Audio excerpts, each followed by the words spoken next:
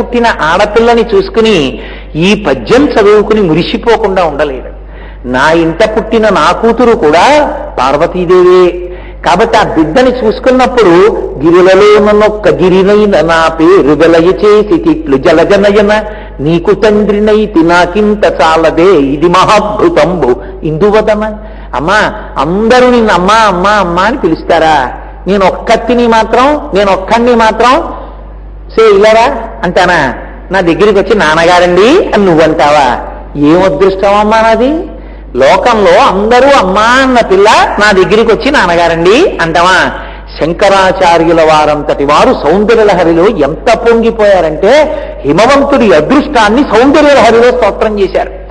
అందులో ఆయన ఒక శ్లోకం చేస్తూ అంటారు, కరాగ్రేణ స్పృష్టం తుహినగిరినా వత్సలతయా గిరీశేనోదస్తం ముహురధర పానాకులతయా కరగ్రాహ్యం శంభో ముఖమకుర వృంతంగిరిసుతే కథంకారం భ్రూమస్తవ చుబుకమౌపమ్యరహితం అన్నారు.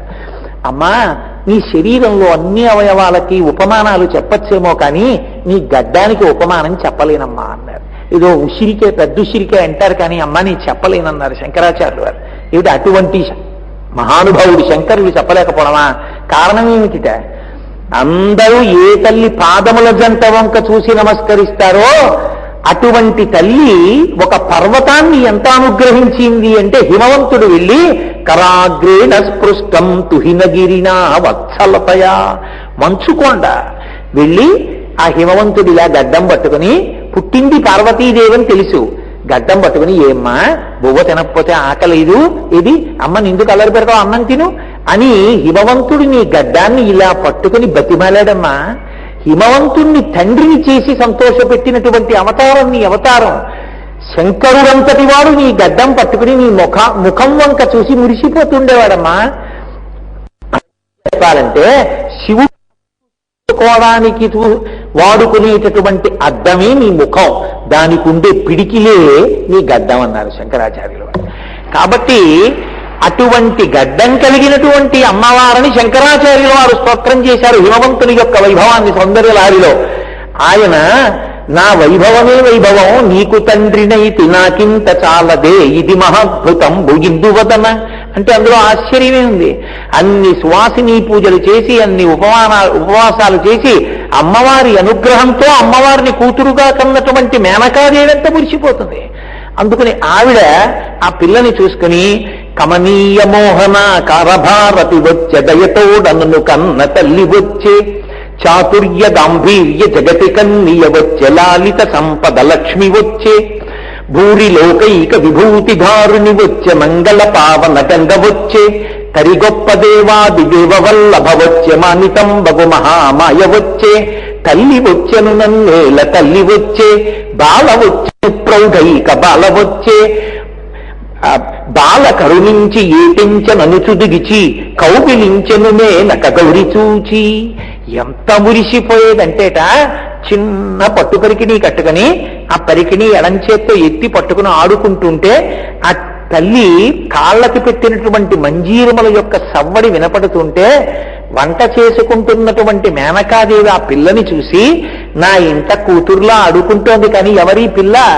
ఈ పిల్ల సామాన్యురాలు కాదు, ఈమె సాక్షాత్తుగా కమనీయ మోహన కారభారతి వచ్చే దయతోడనన్నేలు తల్లి వచ్చే ఈమె సరస్వతీ స్వరూపం.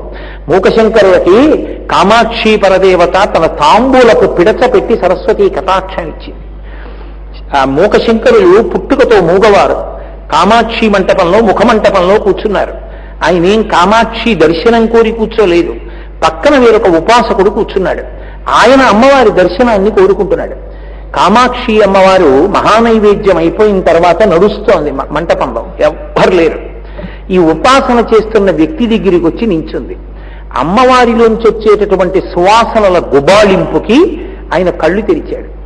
ఆవిడ వెంటనే నోట్లో నవ్వులుతున్నటువంటి తాంబూలపు పిడచ తీసి చేత్తో పట్టుకుని నోరు తెరింది. చెయ్యి ఆడదాని ఎంగిలి అన్నాడు. ఆవిడ నవ్వు నవ్వి పక్కనే కూర్చున్న మూగవాడు నోరు తెరిచి నోట్లో పిడచ పెట్టమన్నాడు. ఆ తాంబూలపు పిడచ ఆయన నోట్లో పెట్టింది. ఆ తాంబూలపు ముద్ద నవిలాడు ఆ మూగవాడు. అంతే నవ్వులుతూ అమ్మవారి పాదముల వంక చూశాడు. గుక్క తిప్పుకోకుండా 100 శ్లోకాలు చెప్పాడు. పాదారవింద శతకమైంది. ఒక్కసారి ఇలా పైకి చూశాడు. అటు తిరిగి నిలబడింది, ఇటు కూర్చున్నాడు. అమ్మవారు ఇలాగే నిలబడి ఇలా చూసింది. కటాక్షము అంటే పొట్టి చూపు, ఇలా చూడటం. ఇలా చూస్తే ఆ కటాక్షం కడగంటి చూపు మీద 100 శ్లోకాలు చెప్పాడు. కటాక్ష శతకమైంది. అమ్మవారు చిన్న నవ్వు నవ్వింది. ఆ చిరునవ్వు మీద 100 శ్లోకాలు చెప్పాడు. మందస్మిత శతకమైంది. అమ్మవారిని స్తోత్రం చేస్తూ 100 శ్లోకాలు చెప్పాడు. స్తుతి శతకమైంది. అమ్మవారి వైభవం మీద 100 శ్లోకాలు చెప్పాడు. ఆర్యా శతకమైంది. ఒక మూగవాడు చెప్పిన 500 శ్లోకాలు కలిపి మూక పంచశతి 500 శ్లోకాలు చెప్పి ఆగాడు. అమ్మవారు చిరునవ్వు నవ్వండి. ఇంత గొప్ప స్తోత్రం చేశావు, నీకేం కావాలండి? నా మాట తీసేయమన్నాడు. ఏమి ఎందుకండి? నేను మూగవాణ్ణి, నువ్విచ్చిన మాటతో 500 శ్లోకాలు చెప్పాను. నువ్వు నాకు మాట ఉంచితే మళ్ళీ లౌకికమైన మాటలు మాట్లాడతాను, నా మాట తీసేయమని. ఆవిడ మాట తీసేసింది. ఆ మూకశంకరులు కంచి కామకోటి పీఠాధిపత్యం వహించారు. అంతటి మహానుభావుడికి సరస్వతీ కటాక్షం ఇచ్చింది ఆ తల్లి. కాబట్టి ఆ తల్లియే సరస్వతీదేవిగా తెల్ల బట్ట కట్టు కూర్చుంటే ఎంత మూర్ఖుడికైనా సరే సరస్వతి కటాక్షం ఇవ్వగలదు. అందుకంటోంది మేనకాదేవి, నా ఇంట ఆడుకుంటున్న ఈ పిల్ల ఎవరో తెలుసా? కమనీయ మోహన కారభారతి వచ్చే, దయతోడనను కన్న తల్లి వచ్చే, చాతుర్య గాంభీర్య జగతి కన్నీయ వచ్చే, లాలితం బగు మహాలక్ష్మి వచ్చే. ఆ వచ్చినటువంటి తల్లి సమస్త బ్రహ్మాండములకు ఐశ్వర్యాన్ని లక్ష్మీదేవి. ఒకనాడు శంకరాచార్యుల వారు కనకధారాస్తవం చేస్తే ప్రీతి పొందినటువంటి తల్లి 1 గంట 48 నిమిషములు స్వర్ణ ఉసిరికలు కురిపించేసింది. అలా కురిపించగలిగినటువంటి లక్ష్మి నా ఇంట ఆడుకుంటోంది. ఉన్న ఒక్క రూపమే ఎవరిని ఎలా అనుగ్రహించాలనుకుంటే ఆ రూపంగా మారిపోతుంది. అందుకొకరు శంకరాచార్యుల వారు కనకధార చేస్తూ గిర్దే బతేతి గరుడధ్వజ సుందరీతి శాకాంబరీతి శిశిశేఖర వల్లభేతి సృష్టి స్థితి ప్రళయకేలు సంస్థితాయై తస్మై నమస్త్రిభువనైక గురోస్తరుణ్యై అంటారు. ఆ ఉన్న ఒక్క తల్లి ఇన్ని రూపాలు పొందుతుంది. అందుకే చాతుర్య గాంభీర్య జగతి కన్నియ వచ్చే, లాలిత సంపద లక్ష్మి వచ్చే, భూరి లోకైక విభూతి ధారుని వచ్చే, మంగళ పావన గంగ వచ్చే. లోకముల యొక్క పాపములన్నింటినీ తీయగలిగినటువంటి మంగళమైన పావన గంగ నా ఇంట తిరుగుతోంది. కాదు కాదు, ఈ సమస్త లోకాలుగా నామరూపాత్మకమైనటువంటి జగత్తుగా ఉన్నటువంటి తల్లి చిన్న పిల్లగా నా ఇంట ఆడుకుంటోంది. ఏమి నా భాగ్యం! ఈ పిల్ల బాలవచ్చను ప్రౌఢైక బాలవచ్చే, బాలాస్వరూపంతో నా ఇంట ఆడుకుంటోంది. తల్లి వచ్చెను నన్నేల తల్లి వచ్చే, నన్ను ఏలుకోవడానికి నన్ను రక్షించడానికి జగదంబ నా ఇంట పుట్టింది అని మేనకాదేవి మురిసిపోతోంది. శక్తి ఉపాసన ఎందు ఒక లక్షణం ఉంటుంది. అమ్మవారు ప్రీతి పొందడం తేలికేమో కానీ బాలాస్వరూపంగా అమ్మవారు చాలా తొందరగా పలుకుతుంది. ఎంత తొందరగా పలుకుతుంది అంటే నన్ను మీరు విశ్వసించగలిగితే ఒక మాట చెప్తాను. మీరు భక్తితో అమ్మవారి దగ్గర నిలబడిన ఉత్తర క్షణంలో ఎవరో ఒక చిన్నపిల్ల రూపంలో మీ దగ్గరికి వచ్చి ఏదో ఒకటి పుచ్చుకుంటుంది ఆవిడ. చాలా తొందరగా పలుకుతుంది బాలగా. అందుకే బాలవచ్చను ప్రౌఢైక బాలవచ్చే, ఆ ప్రౌఢమైనటువంటి బాలాస్వరూపం ఇదిగో ఇవాళ ఈ పిల్ల రూపంలో నా ఇంట నడయాడుతోందని మురిసిపోయింది ఆ తల్లి. సరే, ఆ చిన్నపిల్ల పెరిగి పెద్దదై ప్రౌఢమైనటువంటి వయస్సులోకి వచ్చింది. ఈలోగా పరమశివుడు తపస్సు చేసుకోవడం కోసం అని హిమవత్ పర్వత ప్రాంతానికి వచ్చాడు. ఆయన హిమవత్ పర్వతం దగ్గరికి వచ్చాడు. ఈ హిమవంతుడు తన కుమార్తె అయినటువంటి పార్వతీదేవిని తీసుకెళ్లి పరమశివునికి సపర్య చేయడానికి నియమించాడు. ఎందుచేత నియమిస్తాడు అంటే ఎప్పుడు ధర్మశాస్త్రాన్ని మీరు పరిశీలించాలి.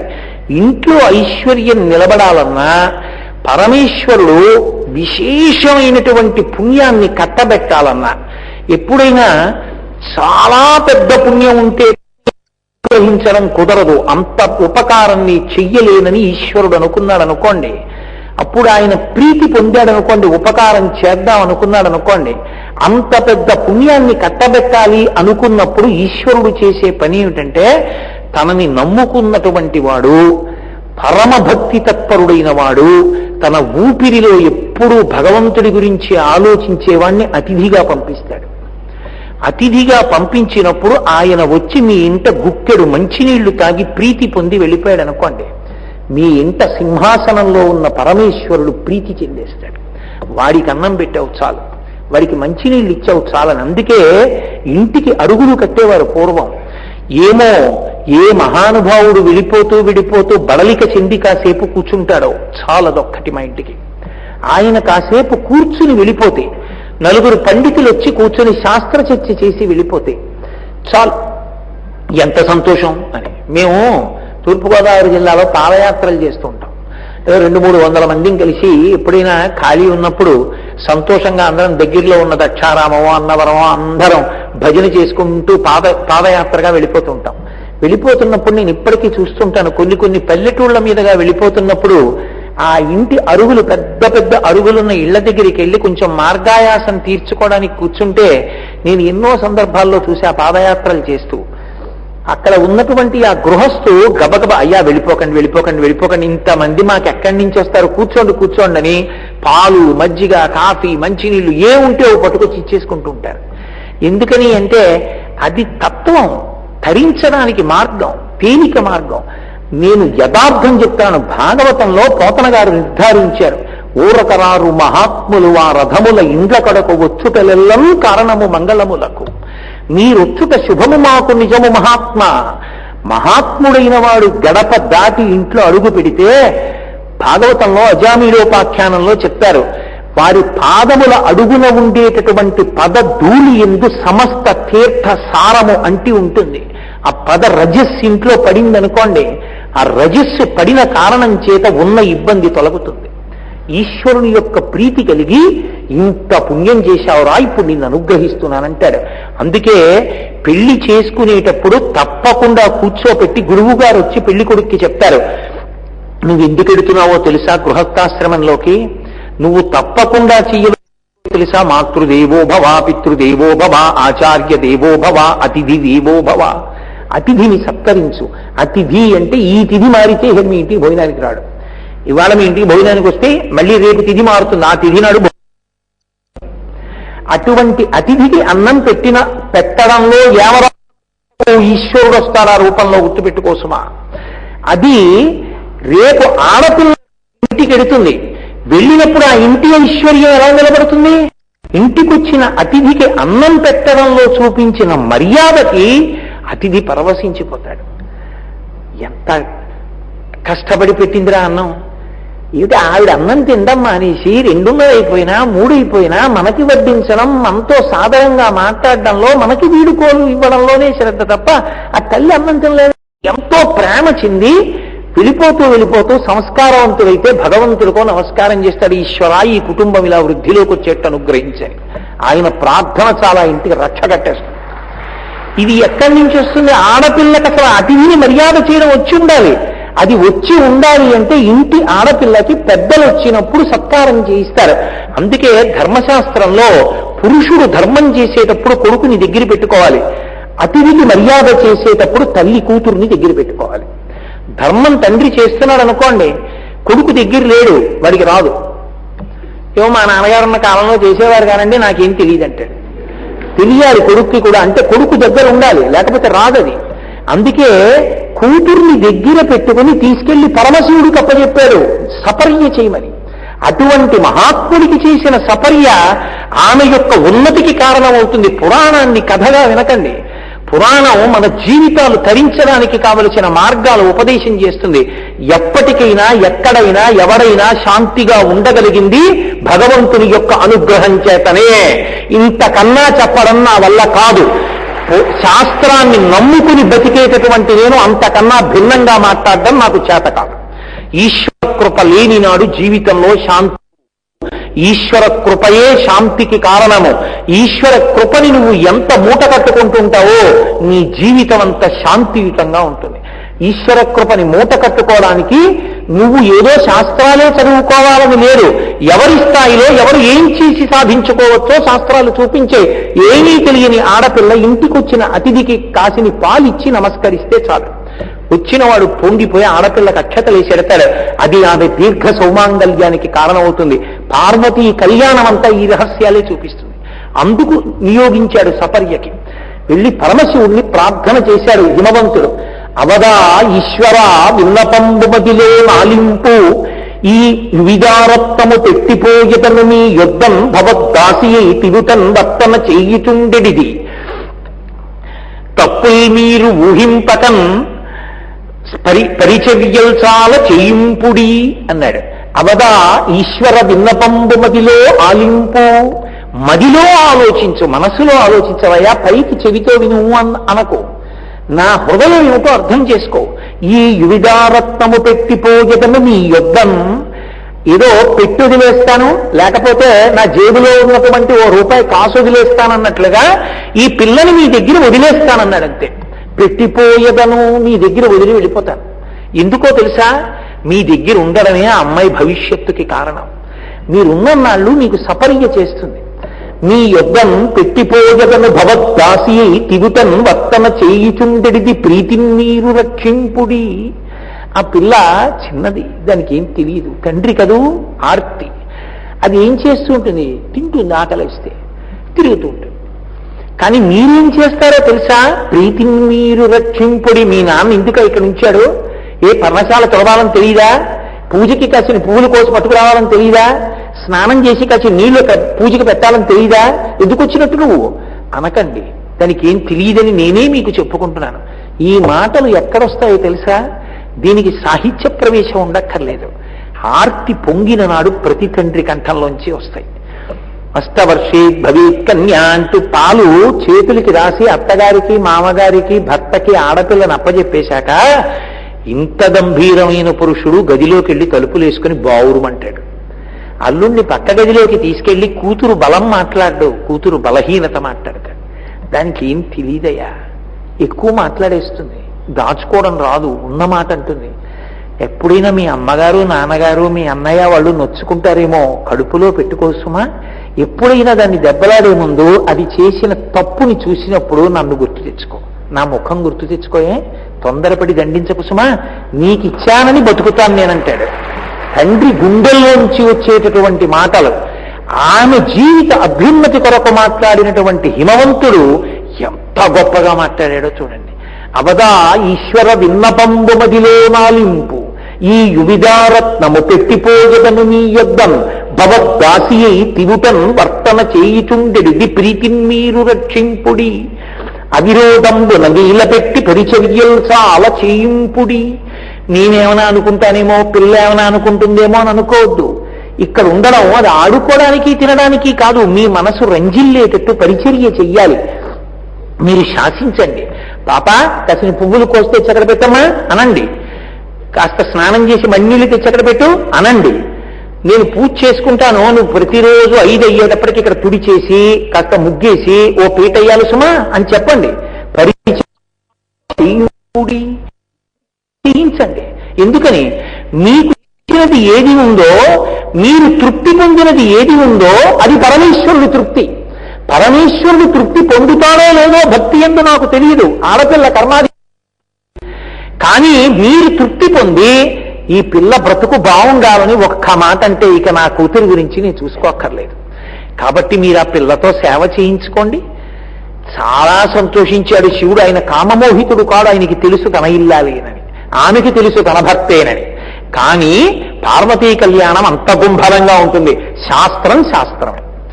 శాస్త్ర మర్యాదతో వివాహం జరిగే వరకు తండ్రి పరువు బజార్న పడైదు. ఈయన నా పతియే అని ఓరచూపు చూడదు. ఆయన అలా చూడడు. ఆయన ఋషిలా ఉంటాడు. ఆమె పరిచర్య చేయడానికి వచ్చిన వేరొక తండ్రి కుమార్తెలాగే ఉంటుంది.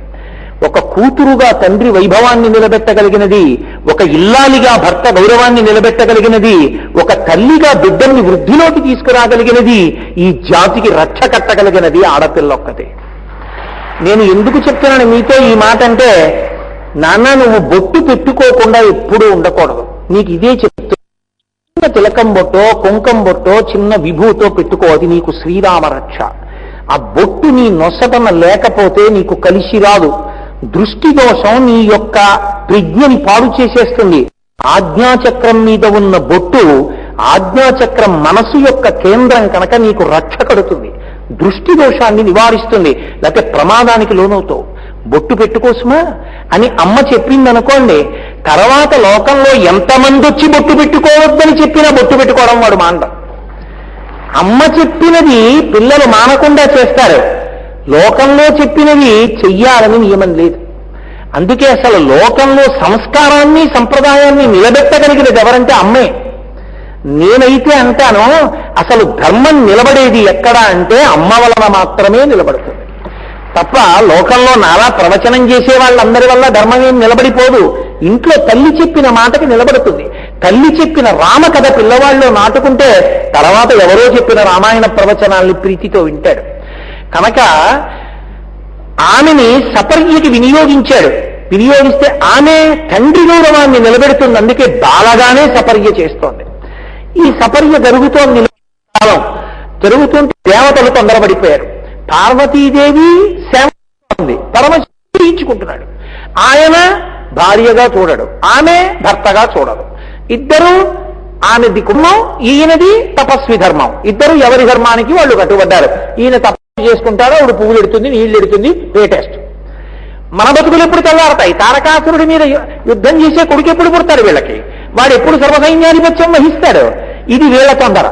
అందుకని దేవతలందరూ కలిసి మళ్ళీ బ్రహ్మగారి దగ్గరికి వెళ్ళి ప్రార్థన చేశారు. అయ్యా వీళ్ళకి ఎప్పుడు కొడుకు పుడతాడని అడిగారు. ఎప్పుడు కొడుకు పుడతాడని నన్ను అడుగుతారేంట్రా? పరమశివుడికి ఎప్పుడు పార్వతీదేవి యందు అనురక్తి కలిగితే అప్పుడు పుడతాడన్నారు.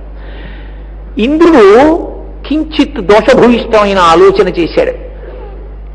తండ్రి దగ్గర మాట్లాడేటటువంటి కొడుకు తండ్రి దగ్గర మాట్లాడడానికి యోగ్యమైనవి మాట్లాడాలి తప్ప అదుపు తప్పి మాట్లాడకూడదు. తండ్రి గౌరవం తండ్రిది. తండ్రికి కొడుకు మన్మథుడు. మన్మథుడు తండ్రి మీద బాణం వేయడం ఏమిటి? ఇంద్రుడు తొందరపడిపోయి దేవతారక్షణ కొరకు మన్మథుణ్ణి పిలిచాడు. పిలిచి పురహరునకు అద్రిజకును బరగన్ ప్రభవించునట్టి బలిజుడు అతనించ సంహరించుగాన అద్రికన్యకను పురహరునకు కూర్చి కీర్తి బడయుము మదనా అన్నాడు. ఓ మన్మథ, ఒక్క ఉపకారం చెయ్యి. ఈ పురహరునకు అద్రికన్యకకును అంటే పార్వతీదేవికి పరమశివుడికి పుట్టేటటువంటి కొడుకు ఎవరున్నాడో వాడే తారకాసుర సంహారం చేయగలడు. ఈ వీళ్ళిద్దరికీ కొడుకు పుట్టాలంటే వీళ్ళిద్దరూ ఒకరి యందు ఒకరు అనురక్తులు కావాలి. అందుకని నువ్వు వెళ్ళి పుష్పబాణాలు వేయి.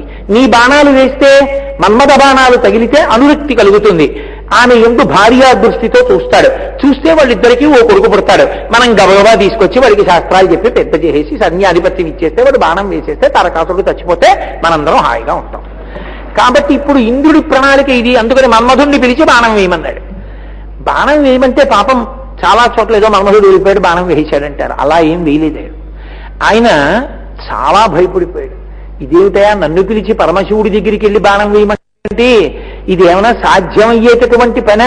పుండరీకాక్షుని పుత్రుండనయ్యుండి ఇభచర్మధరుపైకి ఇట్లు పోదు పోయిన అద్దేవు భూరి ప్రతాపాగ్ని నరయంగనా తేజమిందు నిలతు చిన్న పరమే మూర్తిని కనుగొని వెదిరి విజృంభి ఇట్లు ఒత్తు కావిరి కోపించి ఏ చూచునో అనచు గరతునయ్య ఎన్ని విధముల చెప్పిన కొలది కాదు నా కగోచరంబు నిక్కమి విధంబు నీయాన దేవేంద్ర మృగకులేషు నోర్వ మృగము వశమే అన్నాడు. ఎంత శివకేశవ అన్యోన్యతని చెప్పారో ఈ పద్యంలో. పుండరీకాక్షుని పుత్రుండనయ్యుండి ఇభచర్మధరుపైకి ఎట్లు పోదు. నేనేమో విష్ణువు యొక్క కుమారుణ్ణి, మన్మధుడు శ్రీ మహావిష్ణువు యొక్క కొడుకు. నేను విష్ణువు యొక్క కొడుకుని. మా నాన్నగారికేమో పరమశివుడు అంటే మహాప్రీతి. అంత మహాప్రీతి, పైగా లౌకికంగా చూస్తే బంధుత్వం, బావమరిది బతకగోరుతాడంటారు. నారాయణికి అన్నగారు, నారాయణి పరమశివుని ఇల్లాలు అయినప్పుడు శ్రీ మహావిష్ణువు బావగారు అవుతారు. ఎలా వాళ్ళిద్దరి మధ్య యుద్ధం సంభవిస్తుంది? పరమశివుడి మీద కలిసి నేను బాణం వేయడం ఏమిటి? అందుకని పుండరీకాక్షుని పుత్రుండనయ్యుండి ఇభచర్మధరుపైకి ఎట్లు పోదు పోయిన అద్దేవు భూరి ప్రతాపాగ్ని మెరయంగనా తేజమిందు నిలతు. ఒకవేళ వెళ్ళానయ్యా, పరమశివుడు విజి నిలబడి ఒక్కసారి రౌద్రంతో చూశాడు. యజుర్వేదంతటిది రెండు చేతులు ఎత్తేసి నమస్తే రుద్రమన్యముతోత ఇషవే నమః అంది. యుద్ధం చేయలే, యుద్ధం చేయడానికి ప్రయత్నం చేశాననుకో, ఆ పరమేశ మూర్తిని కనుగొని ఎదురి విజృంభించి ఎట్లు ఒత్తు అసలు పరమేశ్వరుడితో నేను ఎదురు విజృంభించి యుద్ధం చేసి నా బతుక్కి వెనక్కి తిరిగి రావడమా? ఒకవేళ వచ్చానయ్యా, పరమశివుడి మీద మన్మథ బాణం వేసేశాను, పార్వతీదేవితో సమాగమం సిద్ధించింది. ఇంటికి రాగానే వీధిలో నిలబడి చేతులు కట్టుకుని మా నాన్నగారు ఇలా చూస్తారు, ఏమిట్రా శివుడి మీద పుష్పబాణాలు వేసి వచ్చావా? ఇదే నువ్వు చేయవలసిన పని? నీకు బుద్ధి ఉందిరా? పెద్దవాడు ఆయన కొడుకు లాంటి వాడివి తండ్రి మీద పుష్పబాణాలు వేస్తావా? ఎంత తప్పురా అని చూడరు. ఒకవేళ నేను తిరిగి వస్తే వావిరి కోపించి మా తండ్రి ఏ చూచునో అనచు వెర్రతునయ్య ఎన్ని విధముల చెప్పిన కొలది కాదు నా కగోచరంబు. ఇదేదో చిన్న పనిగా నాకు కనపట్టలేదు, చాలా పెద్ద పనే చెప్పేశావు నువ్వు, ఇదేదో ప్రాణాంతకం అవుతుంది సుమా, ఇలాంటి పని నాకు చెప్తున్నావు ఏమిటయ్యో అని మృగకులేషు మృగము ఎక్కడైనా ఓ లేడీ సింహాన్ని చంపొస్తుందయా? జనం ఓడించగలదా? ఎందుకయ్యా నాకు ఇలాంటి పని చెప్తావు? చెప్పకన్నాడు. అంటే ఇంద్రుడు అన్నాడు, పొందుగాని పనికి పొమ్మందుని నిన్ను ఇంత రచ్చయే లగిట్టి పనికి చిత్తుడైన తారకాసురు చేతి బాధమాంతి కీర్తి బడయుమయ్య. ఎందుకయా ఇంత అలిగి ఇంత పెద్ద గొడవ చేస్తావు? నువ్వేం చేయలేని పని ఏం కాదు, నీకు ఇచ్చిన అధికారమే, చేతిలో 5 పుష్పబాణాలు ఉన్నాయి, చక్కగా వెళ్ళు ఓ బాణం వేసేశావంటే ఎవడు బాణం వేశాడని చూస్తాడేంటి? పక్కనే ఉన్న పార్వతీదేవి మీద అనురక్తి కలుగుతుంది, ఆవిడితో సంతోషంగా తిరుగుతాడు, కొడుకు పుడతాడు. అంతేకాని నిన్నెవరు పట్టించుకుంటారో ఒకసారి బాణం పడిపోయాక? అందుకని హాయిగా వెళ్ళి ఈ పని చేసిరా. పైగా నిన్ను ఎంత కీర్తిస్తారో తెలుసా దేవతలు? తారకాసుర సంహారం చేయడానికి బాణం వేశావని నీకు రేపు పొద్దున్న పౌర సన్మానం చేస్తారు. కాబట్టి వెళ్ళు, నా మాట వినాలి. పాపం చాలా దిగులుగా ముఖం పెట్టుకుని వెంటనే వెళ్ళిపోలేదు, ఇంటికి వెళ్ళాడు. ఇంటికి వెళ్ళి రతీదేవితో చెప్పాడు, ఇలా వెళ్ళమంటున్నాడు పరమశివుడి మీద బాణం వేయమంటున్నాడు, ఏమిటో వెళ్ళవచ్చంటావా అన్నాడు. ఆవిడంది, ఏమని చెప్పవచ్చు, అతటెంతటి వాడని పల్కవచ్చు, ఈ భూమియు ఆకాశంబు ఆత్మయు అగ్నియున్ జలపూరము ఆత్మ సూర్యుడు చంద్రుడున్ గాలియు సోముడున్ చండభానుడకు సూర్యుడు ఆతడు తాను బ్రహ్మయున్ తామరసాక్షుడున్ అతని తత్వము కానరు నీకు శక్యమే. ఓయి మన్మథుడా, శివుడి మీదకి యుద్ధానికి ఎడతావా? శివుడి మీద పుష్పబాణం వేస్తావా? ఎంత ప్రమాదకరమైన పనికెడుతున్నావు. అసలు అతని గురించి ఏం చెప్పచ్చు? ఆయన ఏమైనా సాధారణమైన ఒక మనిషి అనుకుంటున్నావా బాణం వేయడానికి? ఈ 8గా ఉండేటటువంటి అష్టమూర్తి తత్వంతో ఆయనే పృథివీ, ఆయనే అగ్ని, ఆయనే నీరు, ఆయనే వాయువు, ఆయనే ఆకాశం, ఆయనే సూర్యుడు, ఆయనే చంద్రుడు, ఆయనే యజమాని. అందుకే కంచిలో పృథివీలింగం, జంబుకేశ్వరంలో జలలింగం, అరుణాచలంలో అగ్నిలింగం, చిదంబరంలో ఆకాశం, శ్రీకాళహస్తిలో వాయులింగం, లింగం, శ్రీకాకుండంలో చంద్రలింగం, కాఠ్మండూలో యజమానలింగం అయ్యాడు. ఇంత పెద్ద స్వరూపాన్ని పొందినటువంటి పరమేశ్వరుడి మీద అగ్ని ముఖంబు పరాపరాత్మకమాత్మ కాలంబు గతి రత్నగర్భ పదము శ్వసనంబు నీ యూర్పు రతన జలేషుండు దిశలు కర్ణంబులు దివము నాభి సూర్యుండు కన్నులు శుక్లంబు సలిలంబు జటలంబు జరదులు చదలు చిరము సర్వౌషధులు రోమచయము శల్యంబు లద్రులు మానసం అమృతకరుండు ఛందములు ధాతువులు ధర్మసమితి హృదయ మాస్య పంచకము ఉపనిషదాత్మయంబైన నీరూపు సరసత్వమై శివాఖ్యయై స్వయం జ్యోతి ఆజ్యమగుచు అని వేదం. అటువంటి మహానుభావుడి మీదకెళ్ళి బాణం వేస్తావా? ఏమని చెప్పవచ్చు, ఆడని పల్కవచ్చు, ఈ భూమియు ఆకాశంబు జలపూరము ఆత్మ అగ్నియున్ గాలియు సోముడున్ ఆతడు తాను బ్రహ్మయున్ తామరసాక్షుడున్ అతని సాటికి రారు నీకు శక్యమే. 8 మూర్తులుగా ఉండేటటువంటి వాడు భోరంభంసనలో నిలోంబర మహార్నాథో హిమాంసపుమాన్ నిత్యాభాతి కరాచరత్మక విధం యస్యైవ ముచ్యష్టకం నాణ్యత్కించన విద్యతే వివృషితాం యస్మాత్ పరస్మాద్విభో తస్మై శ్రీ గురుమూర్తయే నమ ఇదం శ్రీ దక్షిణామూర్తయే అని స్తోత్రం చేస్తారు శంకరులు. అటువంటి పరమశివుడి మీదకి యుద్ధానికి ఎడతావా? నా మాట విని వెళ్ళకండి, తప్పదు, ఇంద్రుడి ఆజ్ఞ, నేను వెళ్ళవలసిందే అని పాపం బయలుదేరాడు. మన్మధుడేం తెంపరితనంతో వెళ్ళినట్టుగా చెప్పలేదు, వెళ్ళాడు అనుకూలమైనటువంటి స్థితి కోసం చూస్తున్నాడు. వెనక రావలసిన వాళ్ళు ఏదో వచ్చారు, వసంతాదులందరూ. పార్వతీదేవి దగ్గరగా ఉండి పరమశివుడికి సపర్య చేస్తున్నటువంటి సమయాన్ని లెక్కలో పెట్టుకుని ఆయన పార్వతీదేవి అనురక్తుడవుతాడనేటటువంటి భావన చేత ఆయన దగ్గర ఉన్నటువంటి 5 పుష్పబాణములలో మొదటి పుష్పబాణాన్ని పరమశివుడి మీదకి ప్రయోగించాడు. ఆ బాణం వెళ్ళి ఆయన గుండెల మీద తగిలింది. తగలగానే మనోవికారం కలిగింది.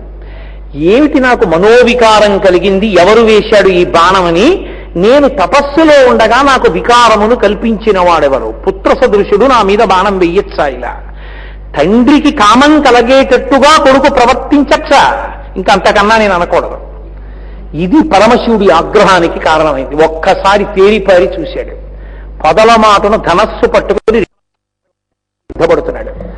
అంతే మూడో కంటి రెప్ప పైకెత్తాడు. భుగభుగమను పెనుమంటలు భగభగమని మండనంత బ్రహ్మాండంబు దిగుదిగులు దిగులు దిగులన తెగిమరుపై చిచ్చు కన్ను దేవుడు విచ్చెన్. ఒక్కసారి బ్రహ్మాండం అంతా భగ్గుమంది మంట. ఒక్కసారి ముద్ద కత్తి వెళ్ళి మన్మధుడి మీదకి వెళ్ళేటప్పటికి బూది కుప్పై కింద పడిపోయాడు. కింద పడిపోయిన తర్వాత మంట ఇంకా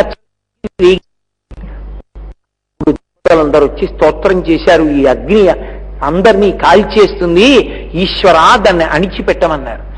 ఇక విడిచిపెట్టేసినటువంటి అగ్నిని ఆపడం కుదరదు. అందుకని దీన్ని బడబాగ్ని అన్న పేరుతో సముద్రం లోపల ఉంచుతాను. ఎప్పుడు లోకం ధర్మం తప్పి భోగముల యందు అనురక్తి పెరుగుతుందో అప్పుడు సముద్రంలోంచి పైకొస్తుందన్నాడు. అది ఉప్పెన అని మనం పిలుస్తున్నాం. భారతదేశానికి సునామీ రాదు. ఎందుకని అంటే ఇక్కడ వేద ధర్మం ఉంది. ఇంకా వేదం చదువుకున్న వాళ్ళు ఉన్నారు, యజ్ఞయాగాది క్రతువుల మీద నమ్మకం ఉన్నవాళ్ళు ఉన్నారు, రామాయణ భారత భాగవతాది గ్రంథములను చదువుకుంటున్న వాళ్ళు ఉన్నారు. తెల్లవారి లేస్తే శంకరాచార్యుల వారు తెచ్చినటువంటి శివలింగాలకు అభిషేకాలు జరుగుతున్నాయి. 7 కొండలెక్కి వెంకటరమణుడు కాపాడుతూనే ఉన్నాడు. ఉండగా మనకెందుకు ఆపదొస్తుంది? అందుకే ఈ దేశానికి సునామీ రాలేదు. వస్తుందనుకున్నా తప్పిపోయింది. కాబట్టి ఆ బడబాగ్ని రూపాన్ని పొంది పరమశివుని 3వ కంటిలోంచి వచ్చినటువంటి మంట సముద్ర గర్భంలోకి వెళ్ళింది. ఇక్కడ మన్మధుడు కాలి బూడిదైపోయాడు. వెంట వచ్చిన వాళ్ళందరూ ఎవరి మానాన వాళ్ళు వెళ్ళిపోయారు. ఎవరు అడుగుతారు మన్మధుడిని బతికించమని? అందరూ వెళ్ళిపోయారు. వెళ్ళిపోతే రతీదేవి మాత్రం గుండెలు బాతుకుని ఏడ్చింది. రారే ఏడుపు మంపరే మధురిపున్ రప్పింపరే కావరే పోరే కుయ్యి ఎరిగింపరే సిరికిన పుణ్యంబు వింపింపరే తారే దేవ దీర్ఘాయుషోపేతుగా ఈరే మంగళసూత్ర బంధనము మీకెంతేని పుణ్యంబగున్ అని. రండి రండి ఓ దేవతలారా, మీ అందరే పురుగుల్పారు నా భర్తని. పరమశివుని యొక్క 3వ కంటి మంటలలో కాలి బూడిదైపోయాడు. కనీసం మా అత్తగారైనటువంటి లక్ష్మీదేవికి వెళ్ళి మీ కోలలు చేసుకున్న అల్పపుణ్యం ఇటువంటిది అని చెప్పండి. నా మామగారైనటువంటి శ్రీ మహావిష్ణువుని పిలిపించండి. ఆయన ప్రార్థన చేస్తే పరమశివుడు అంగీకరిస్తాడు. మధురిపిన్ రెప్పింపరే కావరే పోరే సిరికినా పుణ్యంబు విన్పింపరే తేరే దేవరవేడినా పెనిమిటిన్ దీర్ఘాయుషోపేతుగా, దీర్ఘాయుష్మంతుడిగా నా భర్తని మళ్ళీ తిరిగి తీసుకురండి. ఈరే మంగళసూత్ర బంధనము మీకెంతేని పుణ్యంబగున్, నాకు ఆ మంగళసూత్రాన్ని నిలబెట్టండి, మీకు పుణ్యం అవుతుందని తల్లులు పుణ్యగేహినులు తండ్రులు పుణ్యజనంబులంచు నా ఉల్లమునందునే తలంతో ఓ సురగేహినుల అరమీరు నా తల్లులు నేను కూతురను ధర్మపు నోముల దాన నన్నిక్కిలి మెచ్చి మీ అల్లుని తెచ్చి ఇచ్చినన్మరల 5వచే ఎరమికు మృక్కెదన్. ఓ దేవతాకాంతలారా, మీ అందరూ నాకు తల్లులు, ఋషులందరూ నాకు తండ్రులు, మీకందరికీ నోములు నోచిన దాన్ని, నా 5వతనాన్ని నాకు మళ్ళీ నిలబెట్టండి గుండెలు బాతుకుని ఏడుస్తోంది. చూసింది అమ్మవారు. చూసి అక్కడ బాలాస్వరూపంతో ఉంది, కానీ అమ్మవారు వచ్చింది. మన్మధుడు కొంతకాలం పాటు నీ కంటికి కనపడడు, కానీ ఒక్క రతీదేవికి మాత్రం కనపడేటట్టుగా అనుగ్రహిస్తూ శరీరం లేకుండానే మన్మధుడు అందరి మీద బాణాలు వేసి పునరుత్పత్తి జరిగేటట్టుగా ఆమె మళ్ళీ అనుగ్రహించింది. అప్పుడు పరమశివుడు జోక్యం చేసుకుని రతీదేవి యొక్క ఏడుపు విని మళ్లీ ఒకానొకప్పుడు శ్రీ మహావిష్ణువు కృష్ణావతారం స్వీకరించిన నాడు ప్రద్యుమ్నుడన్న పేరుతో పుడతాడు. శంబరాసురుడన్న రాక్షసుడు తీసుకెళ్లి సముద్రంలో పడేస్తే రక్షించుకుంటావు. అప్పుడు మళ్లీ రూపాన్ని పొంది నువ్వు చూడడానికి వీలవుతాడు. అప్పటి వరకు రూపం లేకుండానే మన్మధుడు బాణాలు వేస్తాడని అనుగ్రహించాడు. ఇక్కడ మీరు నన్ను ఒక ప్రశ్న వేయొచ్చు, ఏమండి మన్మధుడు లేకపోవడం చాలా అదృష్టం కదా, ఆయన ఉండబట్టే కదా మనందరం పుట్టడం చావడం ఇవన్నీ జరుగుతున్నాయి, ఈ గొడవ లేకపోతే ఎంత బాగుండేదండి, ఎందుకు మళ్ళీ మన్మధుడిని బతికించినట్టు అని. కానీ మీరు ఒక్కటి అర్థం చేసుకోండి, మన్మధుడు ఉండాలి.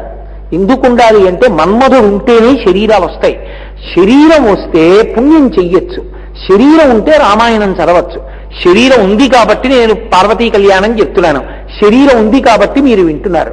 శరీరం ఉంది కాబట్టి బిడ్డల్ని కని పితృరుణాన్ని తీర్చుకోవచ్చు. శరీరం ఉంటే భగవద్గ్రంథాల్ని చదివి ఋషిరుణం తీర్చుకోవచ్చు. శరీరం ఉంటే యజ్ఞయాగాది క్రతువులు చేసి దేవతారుణం తీర్చుకోవచ్చు. లేనప్పుడు పాపపుణ్యాలు అలాగే ఉండిపోతాయి. జీవుడు మోక్షాన్ని ఎలా పొందుతాడు? పొందడం కుదరదు. అందుకని అమ్మవారు మళ్ళీ మన్మధుడికి ప్రాణం ఇచ్చింది.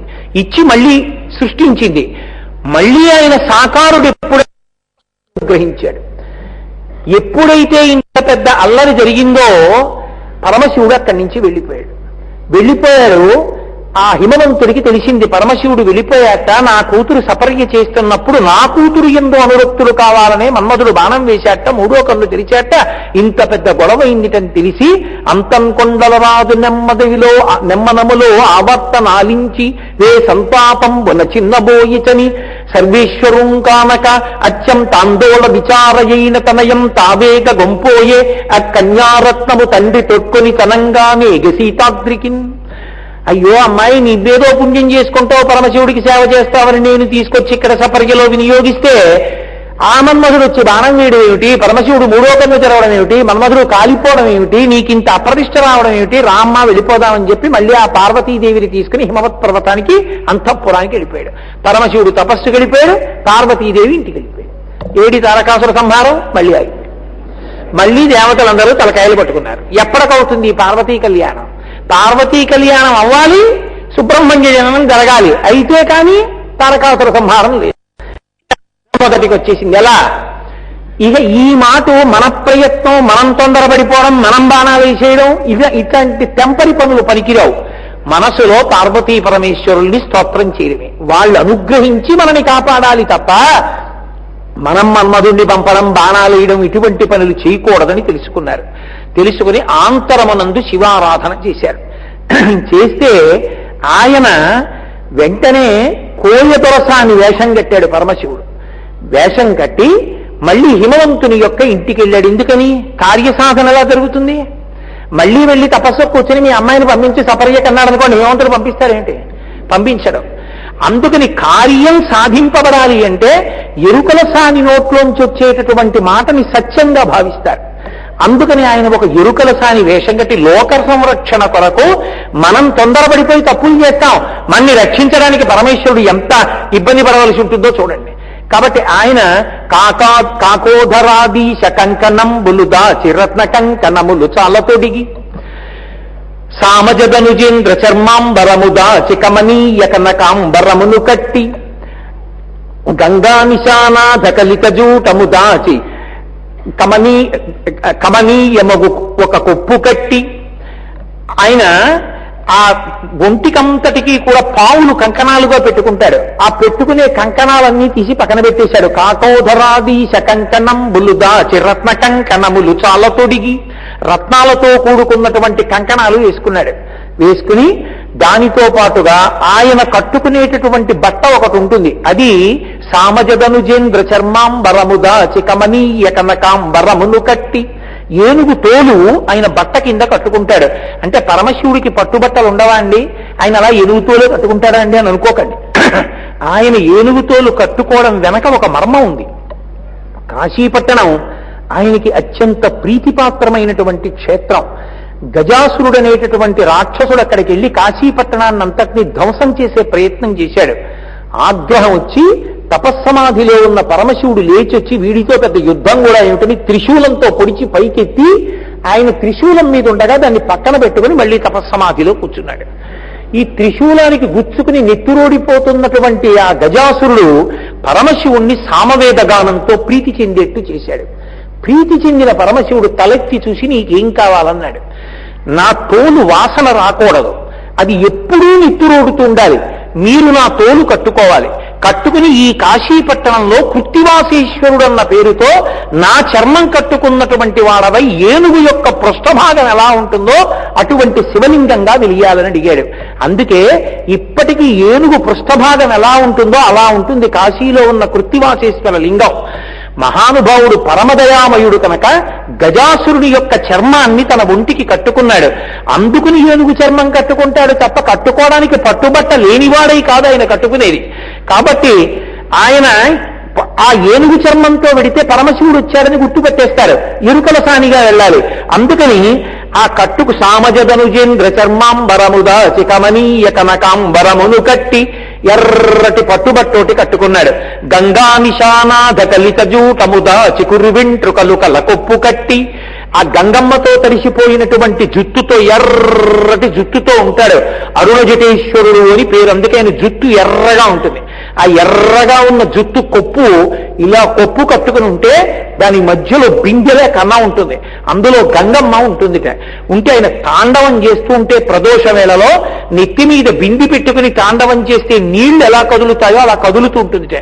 రావణాసురుడు దర్శనం చేసి స్తోత్రం చేశాడు. జటాటవీగలజ్జల ప్రవాహ పావిత స్థలే గడేవలం జలంబితం భుజంగ తుంగమాలికాం ఢమఢమఢమఢమన్ నినాదమడ్డవర్వయం చకార చండ తాండవం తనోతుర శివ శివం అని ఆయన తాండవం చేస్తున్నప్పుడు జటాకటాహ సంభ్రమ భ్రమం నిలింప నిర్జరీ విలోల వీచి వల్లరీ విరాజమానమూర్ధని ధగద్ధగద్ధగద్ధగద్ జలల్లలాట పట్టపావచే కిశోర చంద్రశేఖరే రతి ప్రతిక్షణం మమ అగర్వ సర్వమంగళా కళాకదంబ మంజరీరత ప్రవాహ మాధురీ విజృంభణా మధువ్రతం స్మరాంతకం పురాంతకం భవాంతకం గజాంతకాంతకాంతకం తమంతకాంతకం భజే అంటాడు. ఆయన తాండవం చేస్తున్నప్పుడు బిందెలో నీళ్లు తిరిగినట్టు తిరుగుతుంటుంది ఆ గంగమ్మ. ఆ గంగతో కూడుకున్నటువంటి కొప్పు చూస్తే కనిపెట్టేస్తారు పరమశివుడు వచ్చాడని. అందుకని గంగా నిశానాథ కలిత జూటము దాచి కురువింట్రుకలు కల కొప్పు కట్టి, ఆ సోది చెప్పేవాళ్ళు పక్కకు ఓ కొప్పు వేసుకుంటారు గోదాదేవిలే, అలా ఓ పక్కకు ఓ కొప్పు కట్టాడు.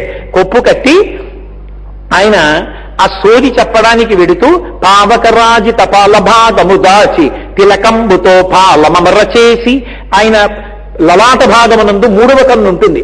మూడవ కన్ను చూస్తే గుర్తు పరమశివుడిని త్రినేత్రుడని, అందుకని మూడవ కన్ను పక్కకి తప్పించి దాని బదులు పెద్ద కుంకం బొట్టు ఒకటి పెట్టుకున్నాడు. సోది చెప్పేవాళ్ళు ఇంత బొట్టు ఏం పెట్టుకోరు, ఇక్కడి నుంచి ఇక్కడ వరకు సరిపోయేటట్టు ఓ పెద్ద రూపాయి కాసంత బొట్టు ఒకటి పెట్టుకుంటారు.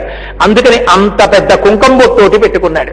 పెట్టుకుని త్రిశూల హస్తంబు దాచి చేత సజ్జయమర విభూతి దాచి పసుపు పూసి, త్రిశూల హస్తంబు దాచి చేత పూల సజ్జయమర వెలది మేనకల్గు వీరుడు వెలది అయి ఎరుక ఎరుకయనచు ఎగుదించే.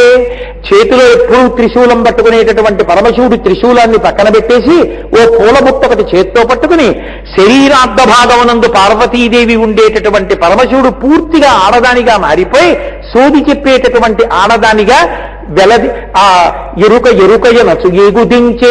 ఎరుక చెప్తానమ్మా ఎరుక అంటూ బయలుదేరి హిమవంతుని యొక్క అంతఃపురానికి వచ్చాడు. ఆ హిమవంతుడు మేనకాదేవి తీసుకొచ్చి పరమశివుణ్ణి కూర్చోబెట్టి, అసలే ఏమిటో పిల్ల ఇలా అయిపోయింది, ఆ పరమశివుడి దగ్గరికి పరిచర్యకి పంపించాం, ఆ మన్మధుడు మానం వేశాడు, ఆయనకి కోపం వచ్చింది, ఆయనటో వెళ్ళిపోయాడు, పిల్ల ఇంటికి వచ్చేసింది, బెంగ పెట్టుకుంది, ఏమిటో ఈ అల్లరంతా, ఈ పిల్లకి పెళ్లి ఎప్పుడు అవుతుంది, ఏమిటి ఇలా జరిగింది ఏమిటని పాపం వాళ్ళు తలలు పట్టు కూర్చుని ఉన్నారు. సోది చెప్పిస్తే జరగబోయేటటువంటిది చెప్తుంది కదా అని చెప్పి తీసుకొచ్చి కూర్చోబెట్టి ఏం జరుగుతుందో చెప్పమ్మా అని అడిగారు. ఆ వచ్చినటువంటి సోది చెప్పేటటువంటి రూపంలో ఉన్న పరమశివుడు అమ్మవారి గురించి చెప్పాడు. కువలయలోచన కొన్నిది నంబులు కొండల రాజింటనుండగలదు, ఉండి నువిధులతో కూడి వనంబునకేగి శివునకై తపమర్ది చేయగలదు, తపమర్ది చేసిన తరలాక్షి నిన్ను గూర్చి మీనాంక వైరియు మెచ్చగలడు, మెచ్చి సంభావించి నీ తండ్రి ఇంటను వేడుక నిన్ను పెండ్లి ఆడగలడు, పెండ్లి ఆడి శివుని అర్ధాంగలక్ష్మివై అఖిల భువన రాజ్య సంపదలు కలిగి మోములారుగలగు బాలునికని మోదముననుండగలవువో ధవలనేత్రా అన్నాడు. కువలయలోచన కొన్నిది నంబులు కొండల రాజింటనుండగలదు. ఈ పిల్ల నల్ల కలువలు ఎలా ఉంటాయో అటువంటి కన్నులున్నటువంటి ఈ పిల్ల కొంతకాలమే ఈ కొండలరాదైనటువంటి హిమవంతుని యొక్క ఇంట్లో ఉంటుంది. ఉండి కొంతకాలం అయిపోయిన తర్వాత ఈ పిల్ల అరణ్యానికి వెళ్ళి తపస్సు చేస్తుంది. ఆ తపస్సుకి మీనాంకవైరియు మెచ్చగలడు. మీనాంకవైరి అంటే మన్మథ శత్రువు అయినటువంటి పరమశివుడు మెచ్చుకుంటాడు. మెచ్చుకుని ప్రత్యక్షం అవుతాడు. ప్రత్యక్షమై కన్యాదాత గారి ఇంటికి వచ్చి పెళ్లి చేసుకుంటాడు ధార్మికంగా. అందుకని ఈ హిమవంతుని ఇంట్లోనే పార్వతీ కళ్యాణం జరుగుతుంది. జరిగిన తరువాత ఈ పిల్ల అఖిల భువన రాజ్య సంపదలు కలిగి సమస్త బ్రహ్మాండములకు అధినేత్రి అవుతుంది. అయి 6 ముఖములు కలిగినటువంటి పిల్లవాడికి తల్లి అవుతుంది. ఆ పిల్లవాడు దేవతా సైన్యానికి ఆధ్యక్షం వహించి తారకాసుర సంహారం చేస్తాడు. కాబట్టి బెంగ పెట్టుకోవలసిన అవసరం లేదమ్మా, పరమశివుడి గురించి తపస్సు చెయ్యి అన్నాడు. అనేటప్పటికీ ఈ పిల్ల నేనైతే పరమశివుడి గురించి తపస్సు చేస్తాను అని తపస్సుకు బయలుదేరింది.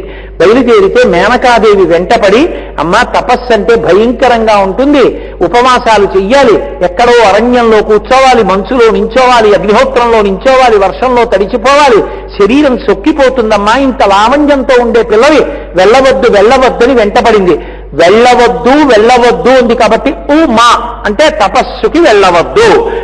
ఆ మేనకాదేవి చేత తపస్సుకి వెళ్ళవద్దు అని ప్రార్థన చెయ్యబడినటువంటి పిల్ల కనుక ఆమెకి ఉమా అని పేరొచ్చింది. వెళ్ళి ఇది పగలని ఇదిరేయని ఇది చలి ఇది ఎండ వాన ఇది ఎని సతిత మనమున్నత లపక పదపడిక లంబు చలిపె పరమత పంబుల్. ఇది చలి, ఇది ఎండ, ఇది పగలు, ఇది రాత్రి, ఇది వాన అని చూడకుండా చాలా కాలం ఆ తల్లి అపర్ణ అయి తపస్సు చేసింది. అపర్ణ అంటే ఆకులు కూడా తినడం మానేసింది. కొన్నాళ్ళు ఆకులే తినేది. పరమశివుడు బాహ్య సౌందర్యాలకి లొంగేవాడు కాడు, అంతఃసౌందర్యానికి లొంగుతాడు. కాబట్టి ఆ తల్లి గర్భలా అయిపోయింది సన్నగా. అంత తపస్సు చేస్తుంటే ఆమె యొక్క వైభవాన్ని, ఆమె యొక్క పాతివ్రత్యాన్ని, పరమశివుని యందు ఆమెకున్న అనురక్తిని లోకానికి చాటి చెప్పడానికి పరమశివుడే బ్రహ్మచారి రూపం వేసుకుని వచ్చాడు.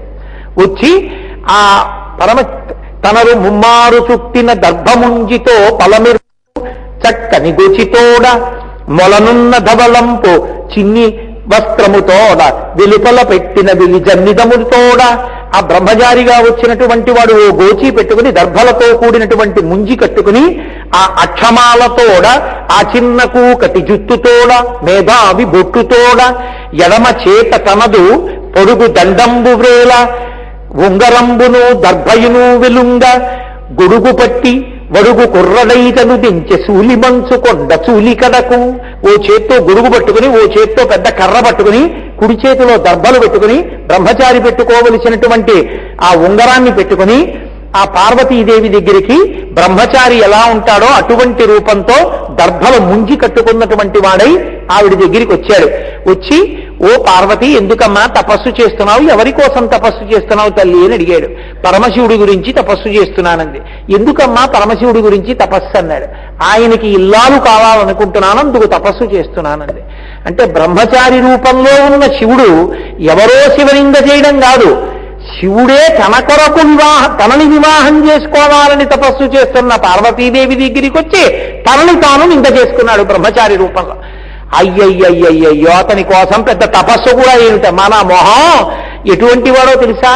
తరలాక్షియాతడు ధనవంతుడందుమా కోరివేడిన కాని కూడు లేదు, చిన్నారి వయసున చిన్నవాడందుమా ఏనాటి వాడుకో ఎరుకలేదు, ఆకారమున అతడు బలిమేటి ఎందుమా ఆకారమిట్టిదో అరయరాదు, కులగోత్రములు రెండు తెలియదమందుమా తల్లిదండ్రులిప్పుడు ధరణి లేరు, తెలుప ఒంటివాడు దేవుండు చూడడే, మాయచేతో కపట మంత్రములను మగువ నిన్ను ఎట్లు మరగించుకున్నాడో కాని తగినవాడు కాడు.